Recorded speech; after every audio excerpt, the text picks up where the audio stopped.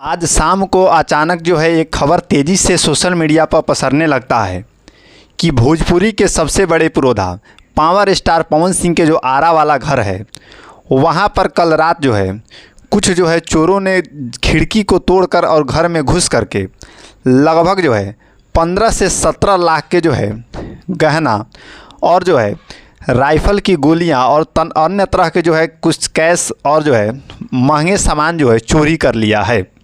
ये खबर जैसे ही सोशल मीडिया पर बाहर आई, तमाम तरह के बड़े छोटे न्यूज़ चैनल वाले, सरकारी से लेकर के और जो है गैर सरकारी न्यूज़ संस्थान के रिपोर्टर जो है वहाँ पहुँच करके वहाँ के जो रहने वाले लोगों थे, परिजनों से बात की। पवन सिंह के जो घर के परिवार के सदस्य के लोग हैं उनसे बातचीत हुई।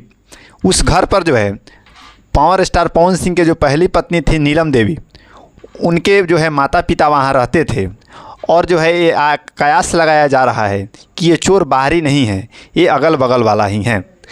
बाद में पवन सिंह ने जो है आरा के एसपी से बात की है और वहाँ पर मौके पर तत्काल जो है एफएसएल की टीम और बाकी अन्य तरह के जांच में जुटे हुए हैं।